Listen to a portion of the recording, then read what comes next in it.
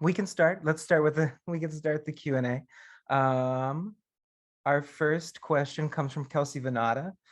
I noticed Susan pronounced quote and quote before sharing another's words, and Anne let us know when the I speaking was another. Could you both talk about how you approach or think about including existing words in your work, whether you encounter those words in print or spoken?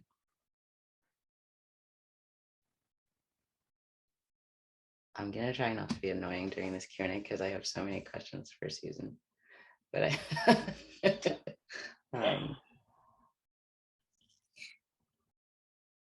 Do you want to take that?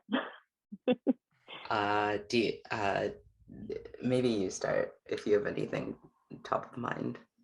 I mean, and I guess like so I'll also say I'm gonna try not to be annoying by fangirling out over your work, but I've been thinking, Anne, a lot about and I think it started in Defacing the Monument, like how do we make this act of writing collaborative, even when we're not like literally writing in collaboration. And then one of the things that I love about I Need Music is the conversation and collaboration with other artists that's happening on the page.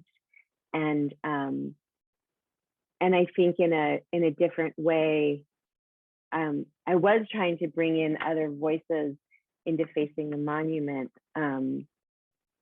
But I like that just feels like I just feels like such an important strategy. And I feel like I'm learning something from I Need Music in the way that I feel like I'm being brought into a conversation where the conversants have there's both a sense of intimacy and a sense of them trusting my ability to catch on or catch up or stick with it. And so I don't know if this is actually answering Kelsey's question, but I think that there is something about whether or not you're formally citing somebody as you call them into your work, or letting that distinction sort of float. That's really interesting and collaborative. There's a moment in Defacing the Monument that I always like to point out and talk about if I'm teaching it. And it's I think you maybe read it tonight, but where you're talking about how when it's either one person's narrative or one person's like a document can also like erase another narrative, you know, and I feel like you complicate this idea of giving voice, you know, to one who doesn't have a voice, or to, you know, like that idea in such a lovely way. And because I feel like that the first like gesture of maybe like a tradition of docupoetics is to like, in reclaiming a narrative, is to like seek out the other documents or like the alternate documents to like give voice. And then it's like even that gesture gets like complicated in this way. That's quite beautiful. Yeah. I'm also not answering Kelsey's question, but it's all in there. It's all like mixed up in there.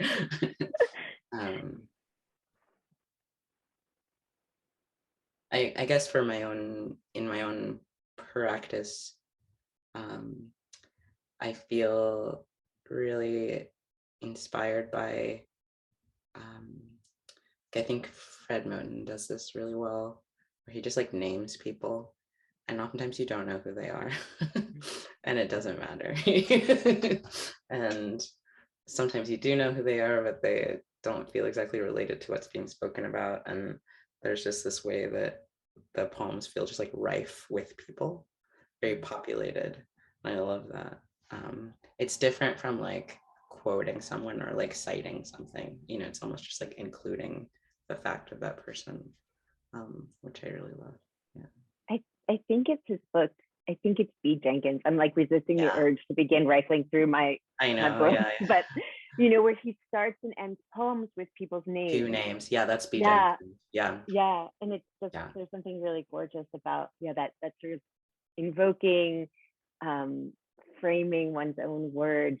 I was reading, that interview at the end of Undercommons just recently, and again, I'll avoid trying to like rifle around on my desk for it, but there is a quote where he talks about like intertextuality is just the beginning, that every page there's a kind of sociality that's happening around the work and the writer.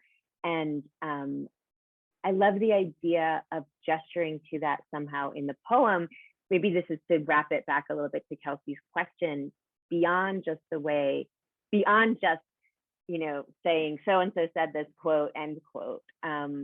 So I did that in Defacing the Monument because there was a sense of wanting to make sure people understood where the quotes were coming from to find these books if they were useful. But I also think there's something really beautiful in terms of representing a different kind of collaboration or sociality on the page. And I think I Need Music offers that possibility too.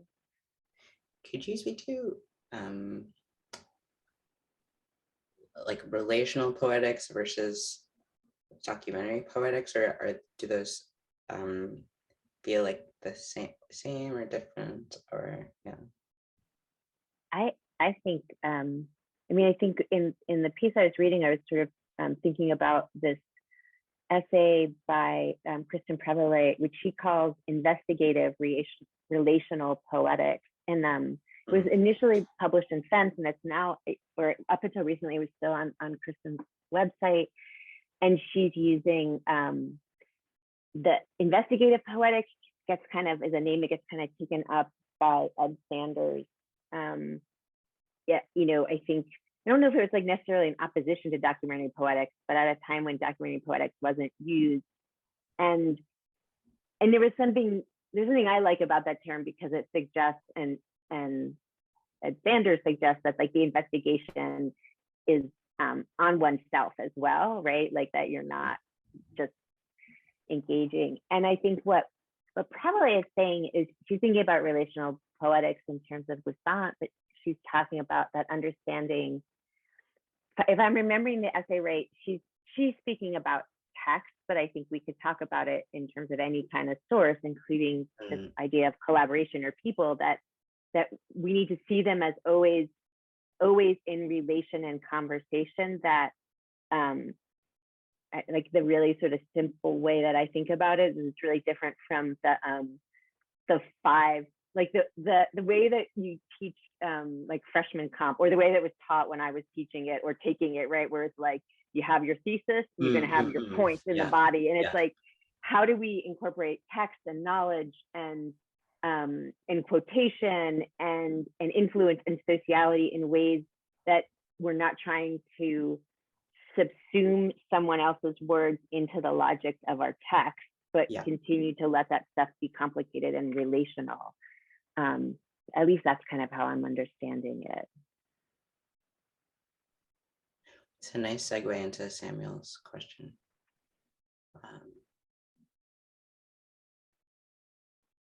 I'm muted, sorry. So Samuel asks, can both of you speak about the positionality of speaking for others, your thoughts about the complexities of giving voice?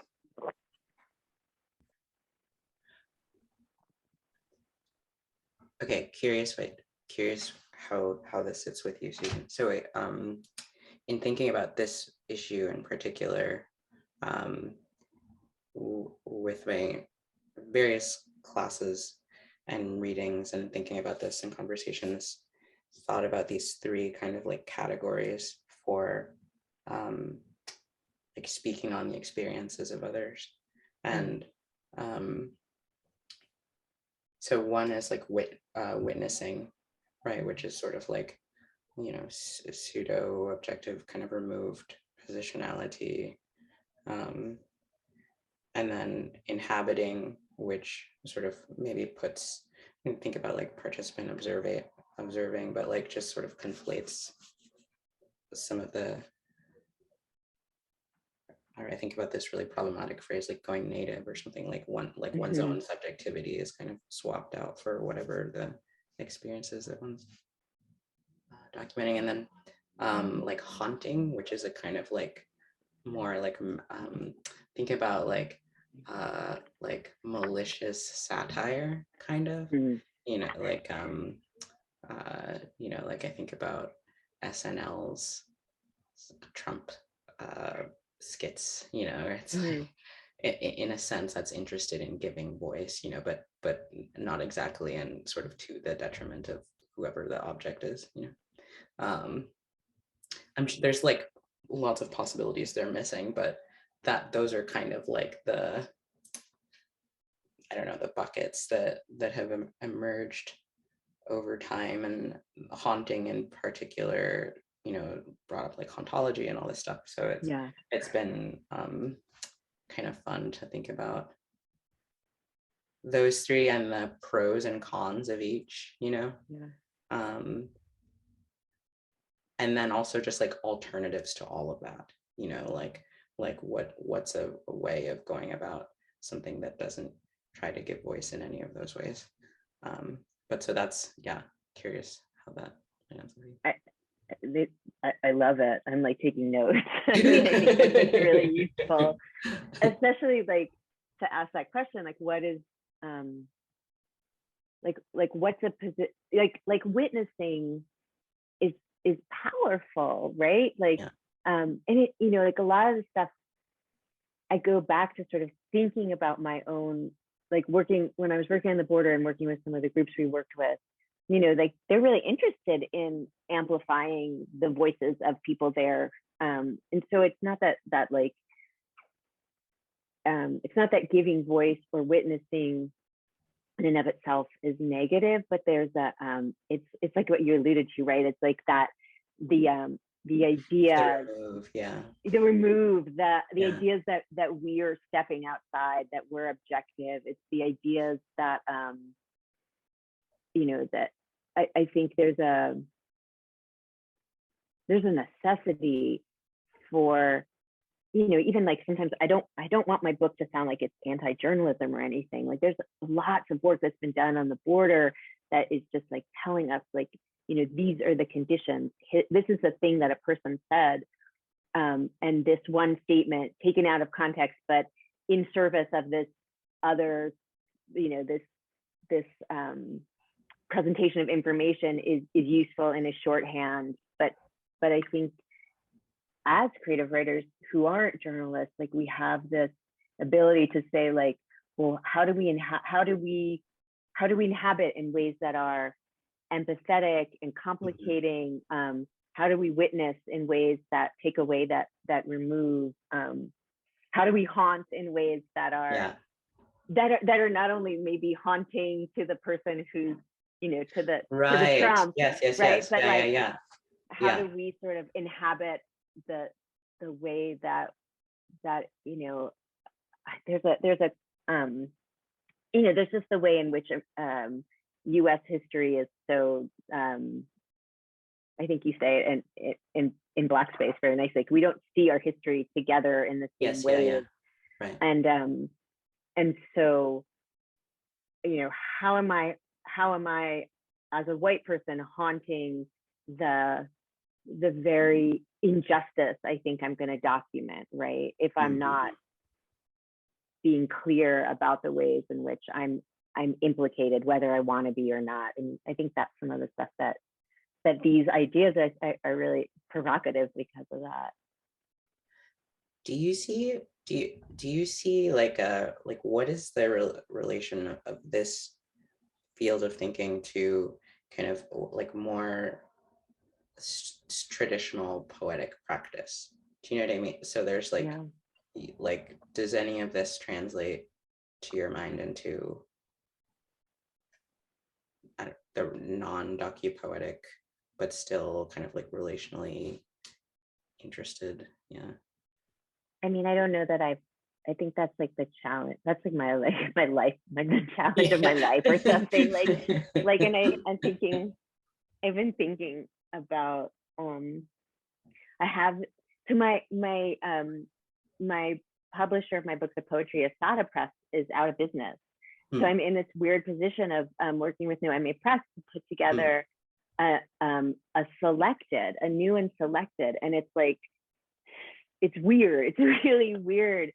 And I'm trying to think about how to go back to my own work and suggest or nod to the collaborative, right? Like it's an uncomfortable position. I'm grateful to have the opportunity to put my books or some of my work back into circulation, but it's complicated. And I am trying to think about, like, you know, what does an anti-imperial or anti-racist lyric look like? And like, I don't answer this question or ask this question to try to virtue signal or to be a part of some kind of poetry, like, I don't know, brigade monitoring, you know, like in any of the negative ways, right? But there is something like how there's a tradition of the lyric that is, you know, white supremacist and imperialist and misogynist, and how can we separate, or can we separate, like, that tradition or the gestures that amplify those elements in that tradition, or how can we remake or reclaim those gestures?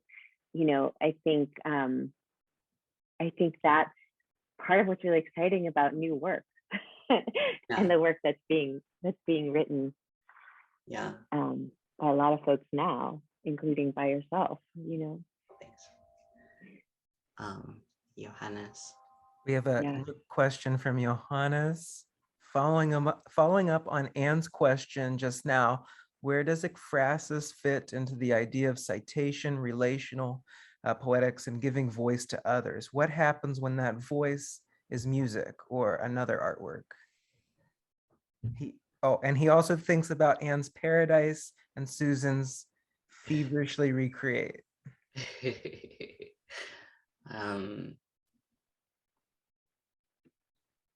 Maybe you can tell us about me. I'm fond of like making spectrums and diagrams for ideas in my head, and so I've thought about this question in terms of like these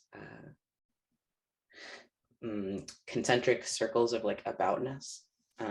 So like the closest circle, so if the center is like the object of focus, so it'll take a tune, just to nod to Johannes's question, then maybe the most direct circle out would be like a piece of music journalism or something, which I also did as a piece of writing, and I found it very constraining.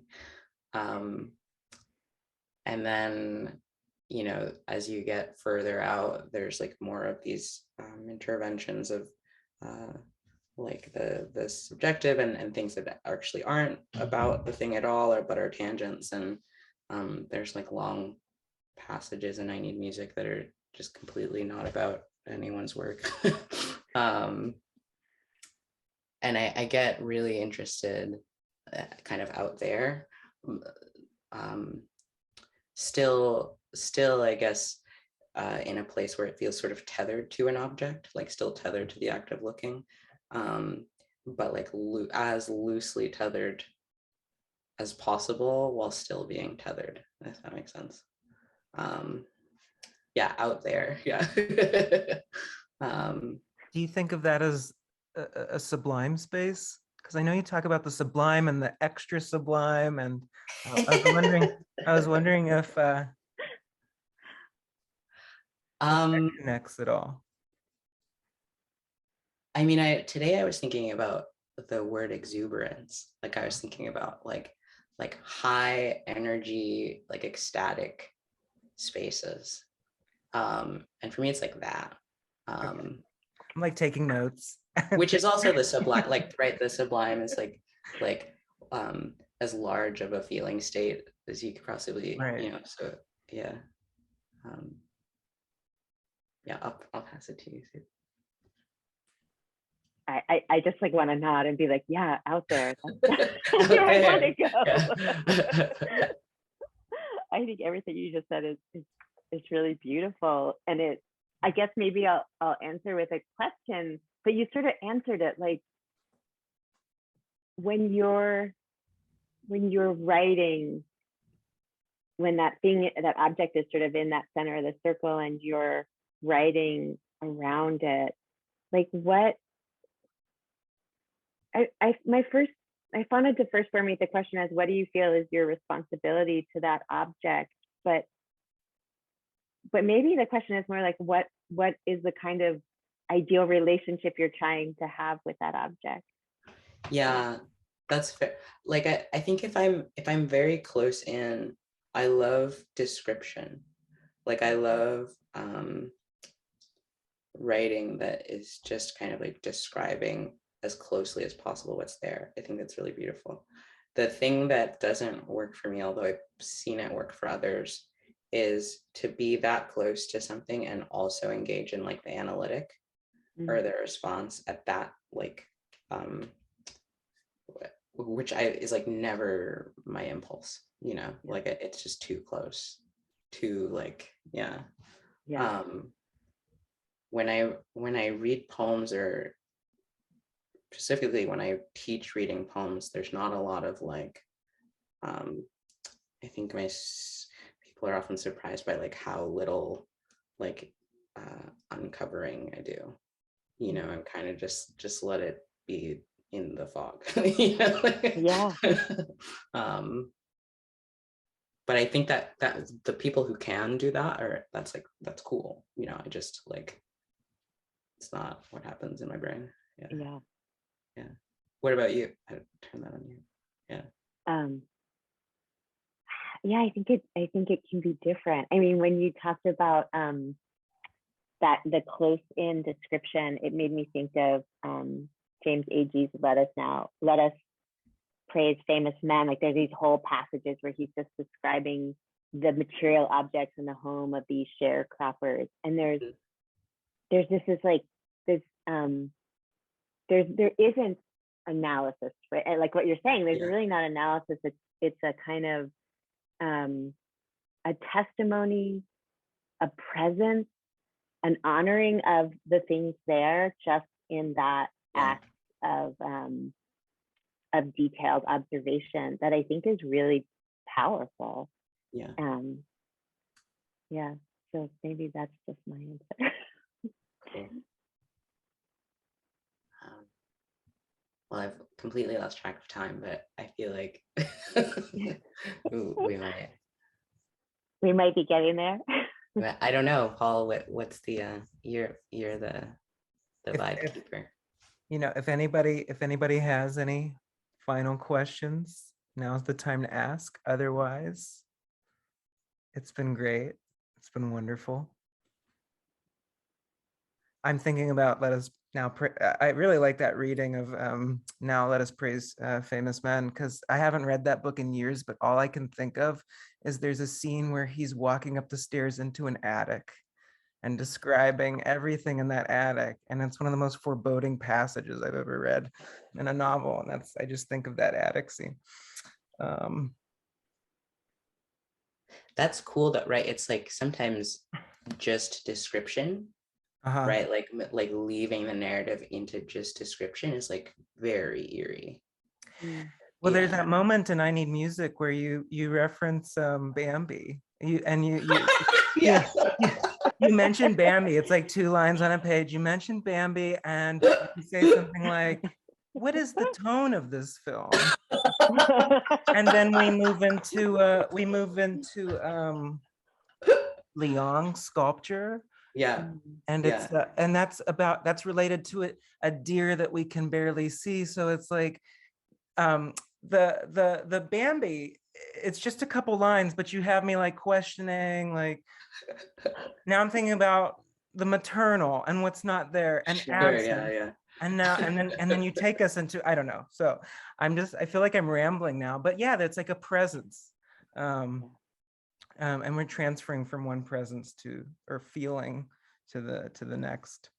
I still haven't seen Bambi, but it's like it's like more impactful in my psyche, I think, because I haven't.